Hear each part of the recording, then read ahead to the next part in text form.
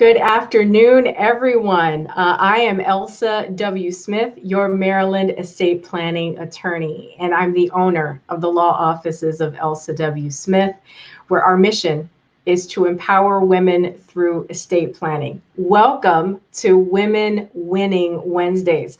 Through our guests and educational content, my hope is to give you glimpses of what an empowered woman looks like and what she needs to win. As a reminder, please give StreamYard permission for us to see your comments. And the way you do that is by going to StreamYard.com/Facebook. StreamYard.com/Facebook. And if you're here, say hello. Let me know where you're listening from. And do me a favor, share this live with your contacts, just to make sure that we're getting the message out to as many people as possible. So again, as you're logging on, say hi and tell us where you're listening from. You guys were here with me last week. We had an amazing guest. This week, I do not disappoint. We have an amazing guest lined up for you. Sharon Fletcher. She's a financial advisor who is part of a network of specialists offering a wide array of financial planning solutions, providing expert guidance and innovative, individualized plans to businesses and individual clients. Sharon began her professional career with Merrill Lynch in Boston, Massachusetts, after graduating as the valedictorian of her 2006 class. Sharon is also a graduate of one of the highest ranked executive leadership programs in the nation and is committed to lifelong relationships built on integrity, excellence, and trust. Prior to joining Northwestern Mutual, Sharon served as a vice president in retirement and institutional services for a top-ranked financial institution in the Washington, D.C. metro area. She has over a decade of experience in the financial service industry with one mission: empower diverse cultures through education, and let me try that again, through empowerment of diverse cultures through the education of sound financial acumen. There we go. Outside of the office, Sharon is passionate about bringing hope to those in need through her missionary work with organizations and orphanages around the world. She resides in Maryland and with her husband, Oliver, who is an aerospace engineer, and their two children, Eliana and Elijah. Without further ado, I bring you Sharon Fletcher. Hi, Sharon. Oh my goodness, Elsa, this is amazing. First of all, thank you. The bio sounds amazing. Thank you for just the privilege of letting me be part of this amazing thing you're doing. I just want to thank you from the bottom of my heart, because behind the scenes, everything you're doing for women of color, I just want you to know that God bless you, because you are impacting us. So I just want to say thank you for what you do. So thank you for choosing me too as your guest today. You are so welcome, and it is my privilege to have you here. So let's get right into it. I'd like you to tell the audience a bit about yourself, like where you grew up and what led you to relocate to the States. Yes, so I was born in Africa, Ghana. I was raised in Ghana. I left my country when I was 22. And just like my mom, who was born in a very remote area in Africa, she wanted more than the ordinary mundane. And I felt the same, that I needed to change my family's trajectory. So I left my country on the 1st of April, 2002, with just my suitcase and my faith in the Lord Jesus Christ and believing that anything was possible. And so I came here, went through all the obstacles that I could ever face, but I'm still standing. So it's just incredible. I look back and I'm looking at the fact that my children are US citizens as well. And I'm just thinking, wow, if I never made that step, that would have been a totally different story. So anybody listening to me, if God puts a dream inside of your heart, go for it. Go for it. Do not be afraid. So, yeah. I love it. A beautiful and inspirational story. Give us an idea of the typical client. Who are some of the types of folks that you serve? Okay. So I sit down with the CEOs and CFOs of, big companies, business owners, executives, women from different, areas of backgrounds. But one thing I've noticed that it's important to make sure that I'm sitting down with people that are engaged in the financial planning process, as in I want to make sure that my time is not wasted as well, because some people have dreams and visions. They want to accomplish certain things in the next 2 years, 3 years, but they don't really want to do the work, to get to point B. So I will sit down with even a 20-year-old that just got their first job, not making much, but they're engaged in the financial planning process. So it doesn't really matter how much you make. I want to find people that, really want to change their trajectory, as in they want to build a multi-generational wealth and they will do whatever it takes to get there. So, Wonderful. Now, I understand that you have some big news that happened just recently, and I will let you share that with the audience, please. absolutely. So, when I decided to get back into this industry, and I turned 40 this year, but one of the things I was thinking about is how difficult it is to be in this industry as a licensed financial advisor. So, there's a lot of exams you have to take, but I recently passed the Series 24, which is an exam that Jamie Dimon, who's he's the CEO of JP Morgan Chase. We Mhm. talking $1 billion bank, right? He has that same exam, and so I am very glad I passed that exam. It gives me the opportunity to manage, big multi-billion-dollar companies as well, investment firms. So I think that's such a big deal. I'm just grateful to the Lord for giving me the opportunity to even sit for this difficult exam. So yeah, yeah, And I know, and I want to make sure that we give it the appropriate attention, because not everyone in your industry, this isn't just something easy, that you can take. You actually have to study, and it's hard work, right? yeah, absolutely. You can't wing it. You don't just go and just, yeah, you definitely, it needs a lot of studying and just helping my clients, as in sitting down with, different professionals from different backgrounds and helping them meet their goals. But behind the scenes, I'm having sleepless nights studying. And that's one thing the Lord put on my heart, never to cut corners, as in, don't go the short routes, because everything we're doing, as in the knowledge that we are accumulating, is for helping other people get to their point B, right? And so I want to make sure I have all the necessary skills and strategic ideas to bring to our people, right? And so I have noticed my children watch me when I'm studying and helping people through Zoom and all that. They're watching that work ethic. I love the fact that I get to pass it on to them too. So yeah. Wonderful. What, and again, congratulations on that achievement. I To the audience, I want to say, because I see people, logging on. Make sure that you go to streamyard.com/Facebook so that we can see your comments and say hi. Let us know where you're listening from. We're glad you're here. So, Sharon, why are you so passionate about what you do? Because this passion, like, you exude this passion, ever since the day that I met you and we connected on LinkedIn. I knew there was something special about you. I saw the impact that you're having, and which was one of the reasons I wanted to interview you, particularly for this series. What drives you? What's your why?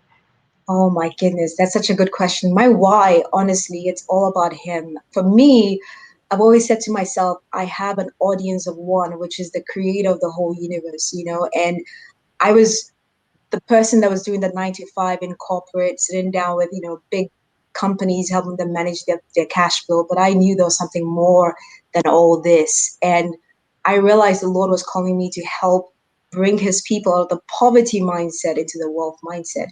And I am glad I'm a person of color, because I can relate. The fact that my mom was not highly educated, she did not even go to high school. My grandmother did not even go to school at all. right? And I wanted to change my trajectory. I wanted to be the highly educated person. But why am I doing this? Is because I believe it's for our children's children. As in, I want to make sure I have all the knowledge and skills to help impact the next generation, help them build that multi-generational wealth. Because I'm looking at our background, and most of us are leaving multi-generational debt rather than multi-generational wealth. And so we need all the ideas and the strategies to build wealth in a strategic way, as in a tax efficient manner. But not only that, with estate planning, which is what you do, incorporate that so that we can even pass the legacy on, right? Because most of us are building the wealth, but we don't even have the right documentation to even pass that over to our children. And one of my favorite quotes is actually in Proverbs 13:22. It talks about how a good person leaves, a legacy behind for their children's children. The Bible did not say for their children, but their children's children. That's multi-generational wealth. And we need to make sure we're doing things the right way, being good stewards of what God has given to us, as in our talents, the money He gives us, and make sure that we are documenting things so we can leave legacies behind.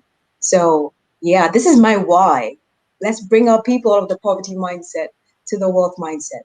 Yeah. Wow, we have such synergy, you and I, because that is what really a passion of mine is, to really change, and I call it changing the generational narrative, Yes. from chaos, confusion, lack of planning, and as you said, just leaving debt and no kind of legacy, to actually being intentional Yes. about what we do.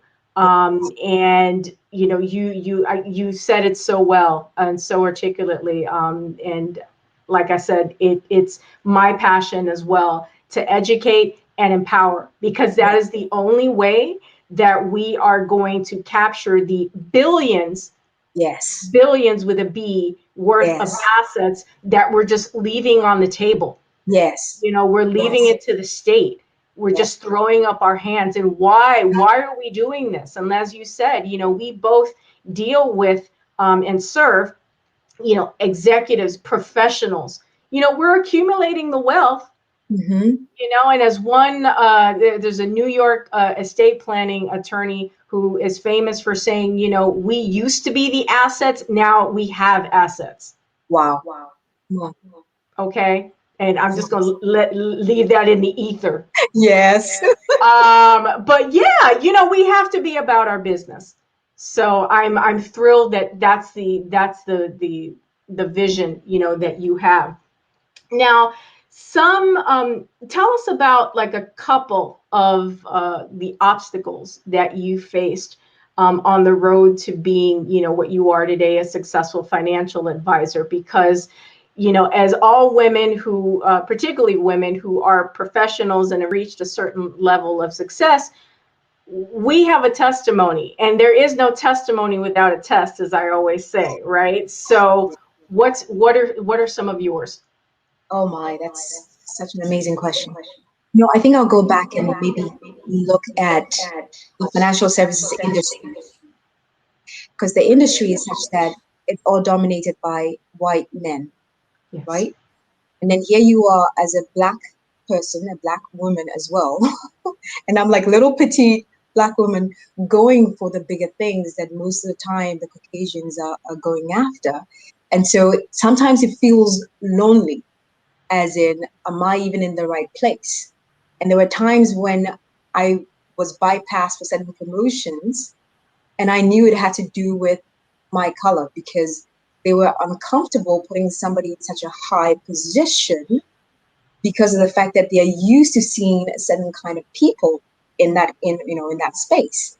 And I remember that day I was just crying out to the Lord. I was like, Lord, I don't even understand why this happened, but not knowing the Lord was calling me in a whole different direction. So whenever we sometimes get a no, we shouldn't look at it as a rejection, but actually a redirection. Because if that didn't happen, I love I that. would not have even looked outside of my work field and say, I think I can start my own business. And so here I am, on a 1099 with Northwestern Mutual as an independent financial advisor. and I get to build my practice the way I want to build it. So some of the obstacles definitely being that only one, that person of color, as you walk in the room and you realize, okay, there's nobody here that looks like me. I want that to change. Because even as a financial advisor now, I have noticed there aren't many women of color in this space. Interesting. And I'm thinking, if you think about it, most of us want to work with others that look like us.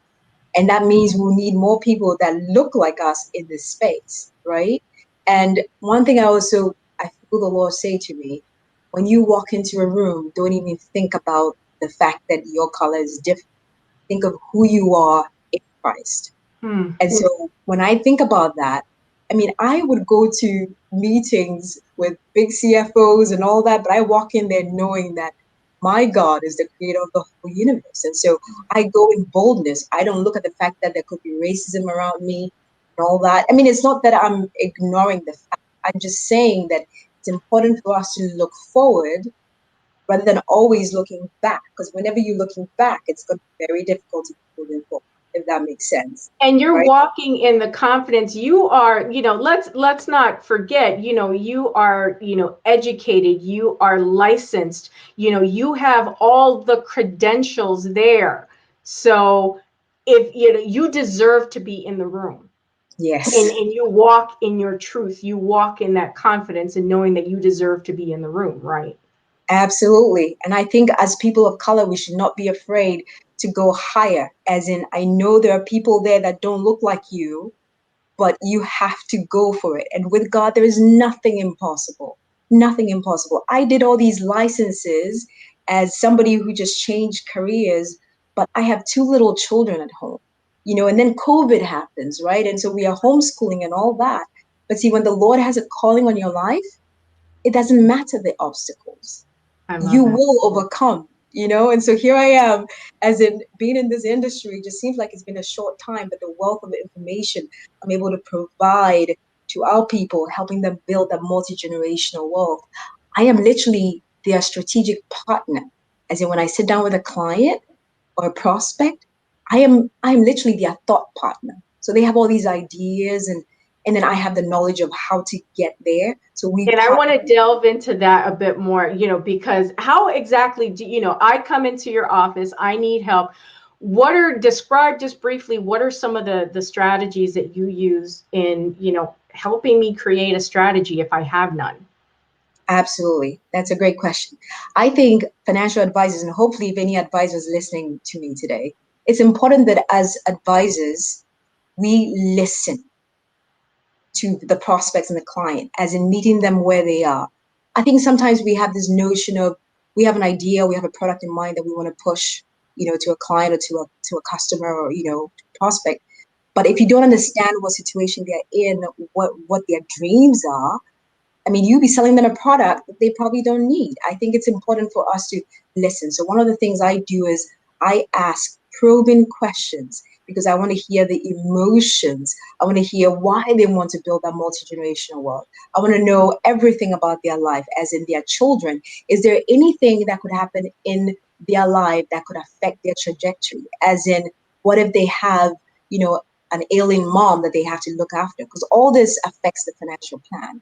But if you're not asking questions to understand the whole financial picture, you just get to be more of a product pusher rather than being client centric, right? So every time I get into a meeting, this is what I'm thinking: be client centric, right? And product agnostic. Because the product is really honestly a means or a solution to their problem, but you need to understand where they are. So when it comes to us doing financial planning, we call it a holistic financial plan. I'm looking at all the areas of your life because some people think when you sit with a financial advisor, they thinking, oh, they just here to manage my investments. COVID has taught us one thing: your investments is not a financial plan. It's just one piece of the puzzle, right?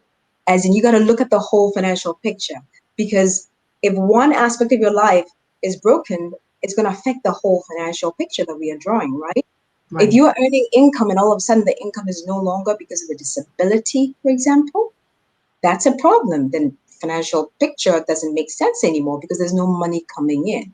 And so this is where I want to differentiate myself from others. I want to be that listener, as in sitting down with clients or prospect, understanding where they are, where they want to go, and how do we get there. I love it. I love it. I love the fact that you have to meet people where they are, because if you start, the same as in my world, in estate planning, just in the legal field in general, but in estate planning, if I don't explain to my clients, the nature of the documents that I'm recommending for them, that's really doing them a service, and it's not really living up to my mission of empowerment, because you have to understand before you are empowered, right? You Yes. have to have that knowledge. That's where we gain our strength. Amazing. So, oh my God, I love speaking with you. And folks, as you're chiming in, you're logging on, please drop a comment, say hi, let us know that, where you're listening from, whether it's, Maryland, Virginia, DC, or anywhere else, because we're on the internet. Yes. Let us know, say hi to Sharon, say hi to me. We're glad that you are here. Sharon, one of the things that I so admire about you, is your passionate faith.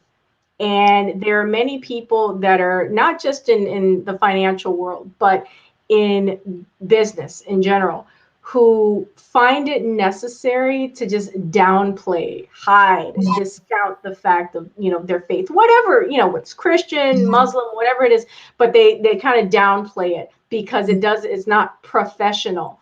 I mean, and of course everything has its place, but you have found a way to just cloak yourself in it so that you're not alienating the people that you serve, but that fuels you.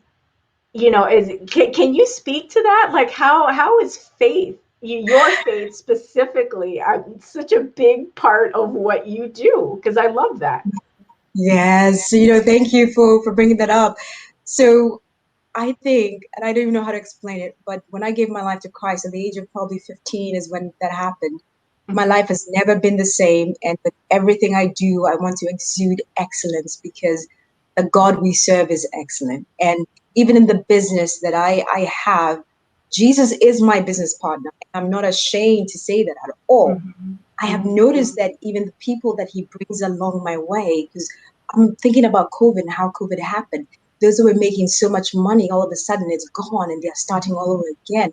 And they're sitting with me in a financial planning meeting, and the Lord says, what they need is not even a financial plan right now. They need prayer. And I actually asked them, can I pray for you? And we have people bawling, crying their eyes out. This is a financial planning meeting because they need that hope to be able to hope again. And I share my story and I say, listen, I came to this country with nothing. I went through so many obstacles. And I know right now it looks like everything looks hopeless. But think about my story and how God brought me this far. I shouldn't have been here in the United States, but I'm still here. I'm still standing. You can make it.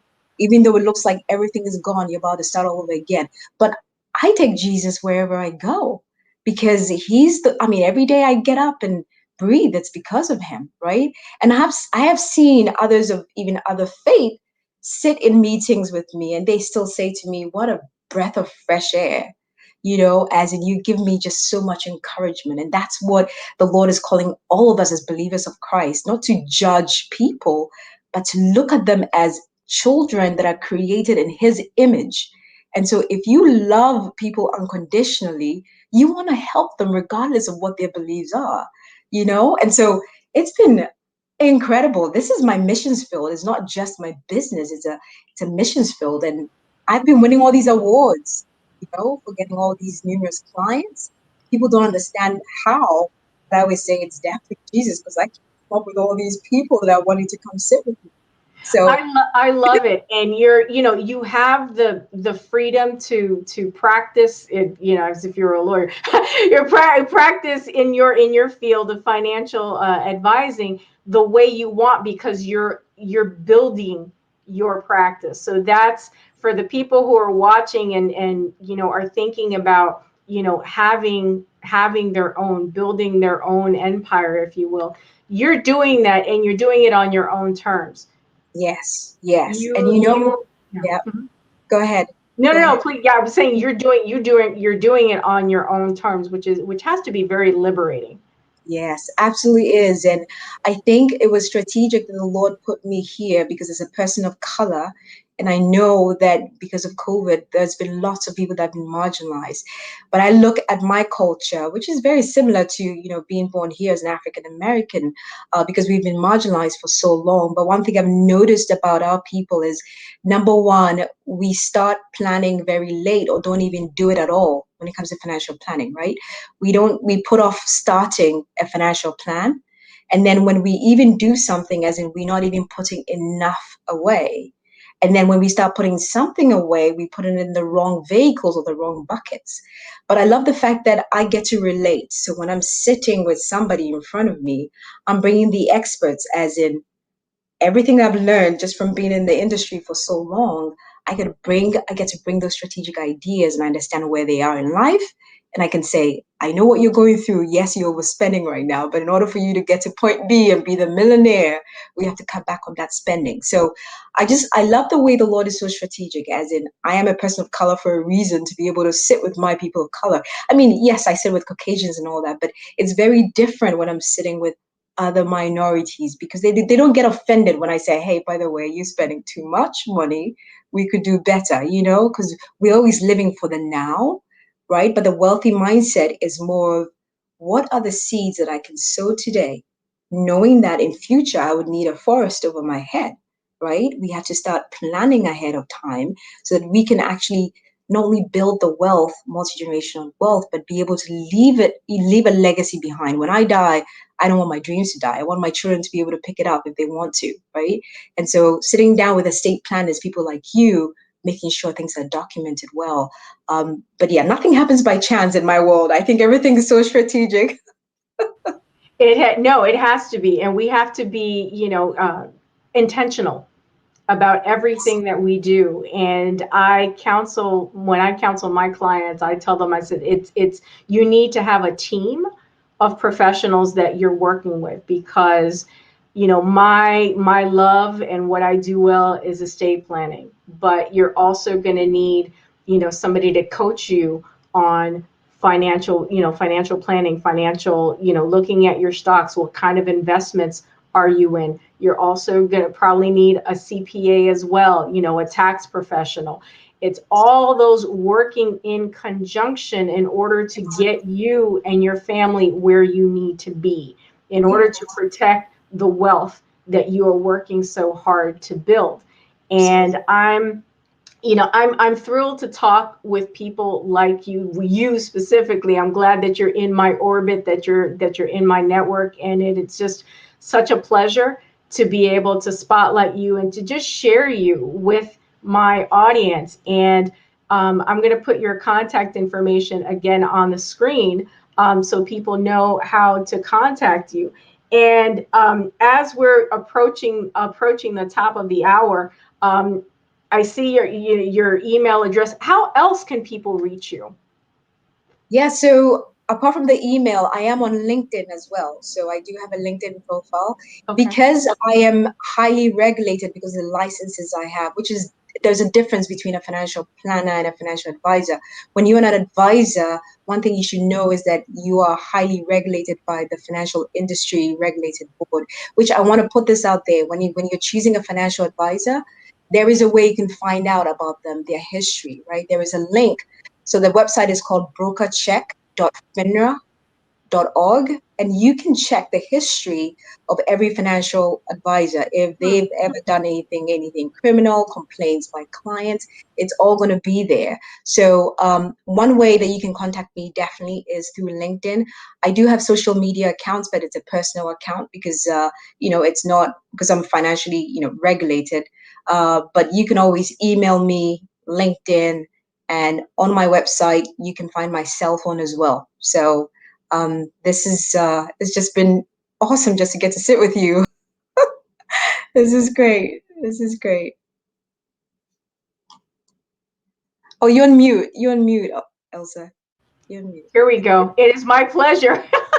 to have you on, and thank you for that. I was trying not to have any background noise while you were speaking, but it's just been a real joy, Sharon. I'm glad to know you. I'm glad that you are doing what you do, and that you are so intentional, that you're so passionate about helping people of color, because between what you're doing, what I'm doing in the wills and estate planning field, in conjunction, we can actually change the generational narrative. We are out there educating one client at a time, one family at a time, and that's why the work that you do, is so important. And I really, really am glad that you said earlier on that what distinguishes you from others is that you're not out there just pushing products. You're actually creating a strategy, which is what people need. They need hope. They need guidance. There are some people, not everybody that comes to you, I'm sure, is going to be, the C-suite, executive that needs strategic planning. That's also going to be, the mom and pop business owner who, need guidance. They've got this great business. They're accumulating wealth, and now they need someone to help them. How do I extend? How do I stretch and make those assets grow? And they're coming to me. It's like, okay, well, I want to leave that mom and pop shop to my kids, or I may want to retire and sell it. But in the meantime, how do I protect it in case something happens to me? So that's the intersection of your world and mine. And that's why it's so important for people to not be afraid to consult professionals. We need to start normalizing, financial, planning and so forth, and estate planning at the dinner table. Yes. Okay. It needs to be part of our normal conversation. But I'm just tickled that you're here. I'm glad that you accepted my invitation to be a guest. Everyone, Sharon Fletcher with Northwestern Mutual. She is a financial advisor. Please reach out to her again. Here's her contact information one more time on the screen. Sharon, it's been such a pleasure. Elsa, it's an honor. Thank you so much. And you are incredible. And everybody speaks just highly of you, and I'm so glad to be part of your circle. So we can do this together. Together we'll bring our people from the poverty mindset to the wealth mindset. So thank you so much. It's been an honor. I love it. And I'll talk to you soon. Sure, absolutely. Have a great day. Thank you. Everyone, what an amazing guest. I just want to thank everybody for tuning in to Women Winning Wednesdays. To learn more about today's guest, reach out to her at the email address we noted on the screen. And if you catch this on the replay, make sure and put #replay in the comments when you listen to it on the replay. If you need help with your wills and estate planning and financial planning, I want you to contact us at the law offices of Elsa W. Smith.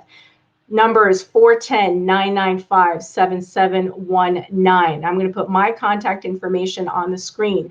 Licensed in Maryland and DC. We are here to serve you, and we're here to help you create a wealth and asset protection strategy. We're helping you to protect your legacy, so I encourage you to contact us. I want to thank everyone again for tuning in. By the way, before I forget, for free educational videos, I want you to visit my YouTube channel at Elsa W. Smith Law. Free educational estate planning videos there. Click, subscribe, share the videos with people that you know. Join us next week for another live segment of Women Winning Wednesdays.